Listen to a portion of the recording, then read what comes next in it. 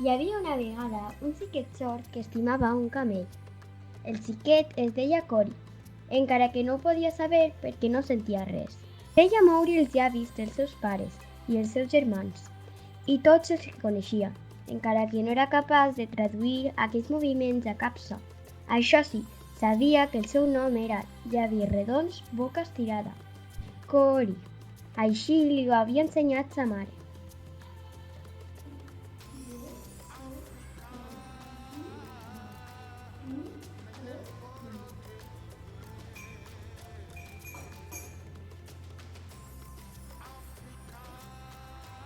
Cori tenia 8 anys i vivia en un dels campaments de refugiats on habiten els saharauis al desert.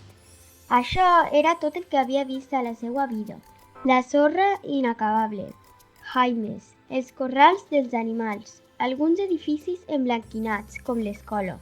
Res més, ni una mica d'herba, ni un arbre a l'horitzó. De tant en tant passava un cotxe o un camió. Els xiquets del barri de Cori corrien darrere dels cotxes i els llançaven pedres, i de vegades els homes seriosos baixaven molt enfadats.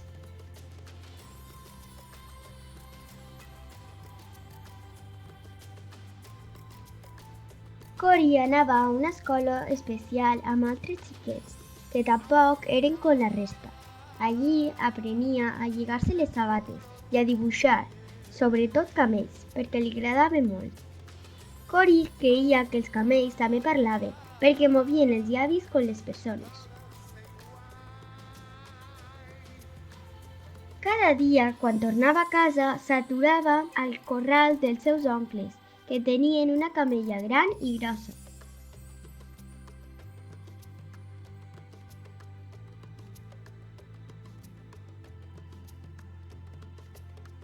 Un dia sa tia el va cridar impacientment.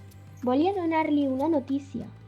Ara la camella tornava a ser prima, com li havia passat a sa mare, i Cori va entendre, de seguida, que la camella havia tingut un bebè. El camell va moure els llavis, i ell va entendre que deia Cori. Uau! Sap com en diuen? Doncs tu seràs Caramel, va dir amb els seus llavis muts. L'endemà, durant tot el matí, Cori va estar dibuixant la camella i el seu fill. La mestra volia que classificara unes peces de fusta, però ell no n'estava interessat. Després de pensar-ho molt, havia decidit que el millor regal que li podia fer a Caramel era un grapat d'herba d'ordi, que cultivava sa mare al pati. Va anar corrents cap a casa. Estava impacient per explicar-li a sa mare que la camella de sa tia havia tingut un camellet, al qui li havia posat Caramel. Però ella estava molt ocupada i no entenia els gestos de Cori. Finalment, Cori va desistir i se'n va anar al costat de la seva germana, que estava llegint. Els llibres eren tot un misteri per a ell. Tot seguit se'n va anar a portar-li un grapat d'herba a Caramel, sense detindre's pel camí. Fins i tot va esquivar una pedra que quasi el va fregar.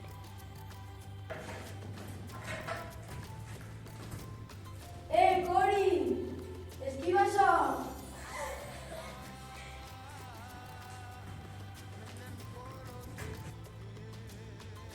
Caramel va acceptar de bona gana el regal, mastegant amb plaer aquella saborosa herba.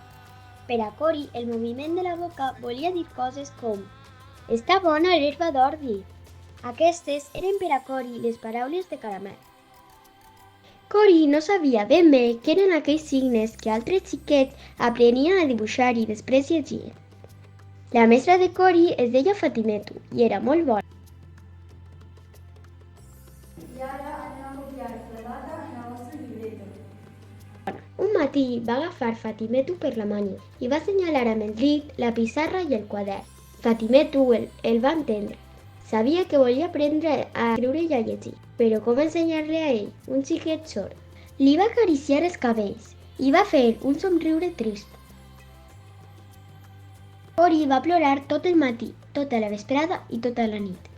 Era injust que no pogués escriure les paraules de Caramel. Bon dia, anem a continuar la lectura d'ell. L'endemà, només arribar a l'escola, va tornar a agafar la mestra per la màniga, assenyalant la pissarra i el quadern. A la fi va commoure Fatimeto, i així va aprendre a escriure el seu nom. Vale, Cori, t'ensenyaré a escriure. Cori. Cori.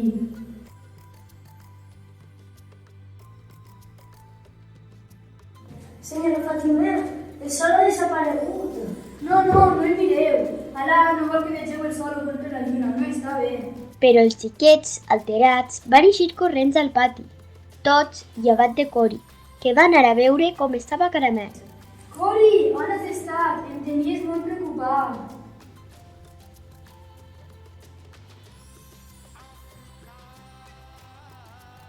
Fatimeto estava molt contenta amb els progressos del xiquet. Va ser l'època més feliç de Cori. El sol i la lluna s'estimen i per això s'uneixen al cel. Que paraules més boniques, Cori! D'on has tret això?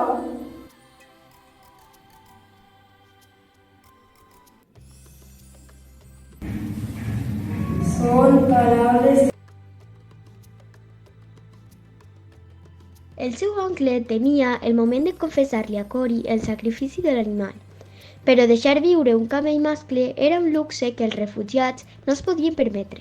La remor es va estendre pel barri i un xiquet amb molta crueltat li va dir: Ei, el teu camell rar. Per favor, Abel, és l'únic amic que teniu. He meditat molt, però tinc que sacrificar-lo.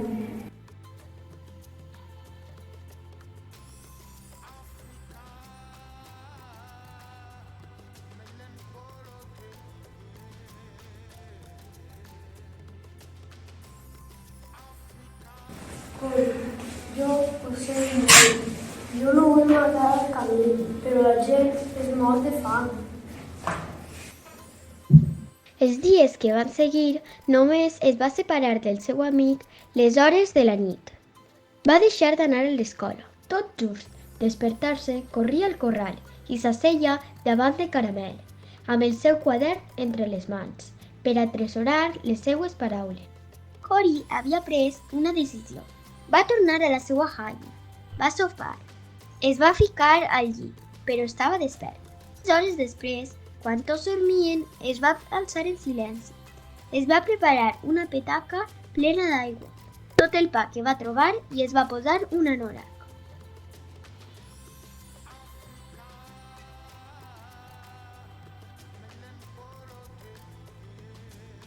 El campament tenia una llum blanca estranya per la lluna, quasi plena. Res no es movia. Cori es va dirigir al corral de Caramel. Aquest va obrir els ulls quan va sentir les petjades i el va mirar amb sorpresa. Aleshores van emprendre el camí cap al desert, a la terra de la mare de Caramel, on hi havia herba i arbres. Allí tindrien una jaima per a ells dos, per sempre, lluny dels homes seriosos. Eixe era el seu somni, i amb aquest a la seva ment, caminava al costat de Caramel sense parar-se ni un minut.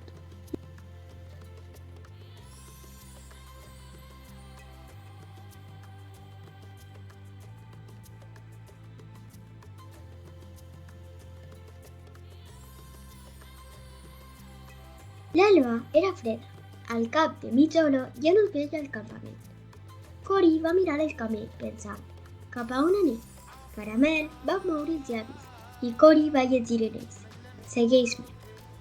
Quan l'oncle se'n va adonar, va anar corrents a demanar ajuda. A mi, ajuda, el meu nebot s'ha escapat per la meva culpa. Tinc una cosa que t'ajudarà a buscar-lo.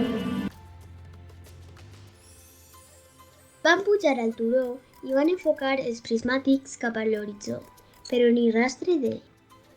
Ravel, necessito que m'acompanyis amb el teu cotxe. Cap a on vas anar? Cap al sud.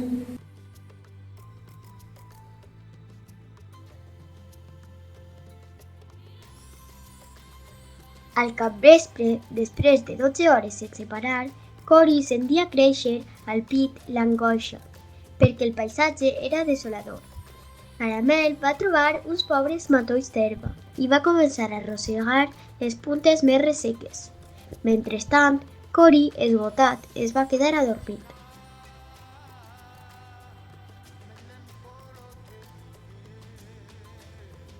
En sentir la remor de la roba de Cory, Caramel va obrir els ulls i va moure els llavis. Cory va llegir: el meu cor em diu que vaig cap al sud, on està la terra que em va prometre ma mare, però no l'herba ni l'aigua. Estem perduts, xicotet Cory, però el meu rierol ets tu i la teua herba sóc jo.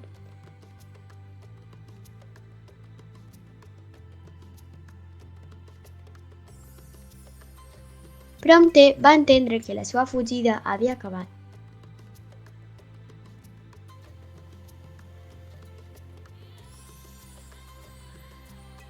Crec que he vist algo! Anem! Havia arribat el dia fixat pels homes seriosos. Cory va anar junt a Caramel i va esperar l'hora sense plorar.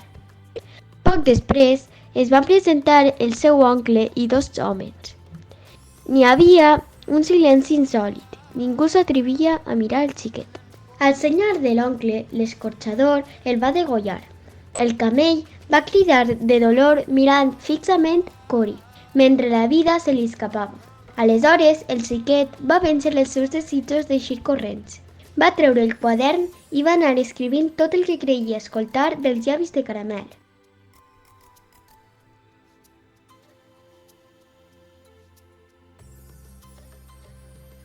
Cory va lluitar contra les barreres de la sordesa i va aprendre a parlar amb una veu estranya. Cada vesprada se n'anava als corrals. Alguns deien que parlava amb els camells. Després se'n pujava al turó i observava el campament.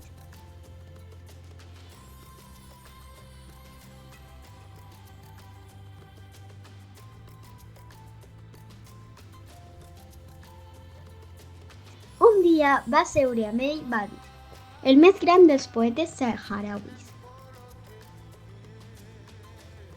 Li va contar que havia llegit els seus poemes i que eren molt bells. Això significava molt per a Cory. Com ha sorgit una inspiració tan gran per un poema tan bonic?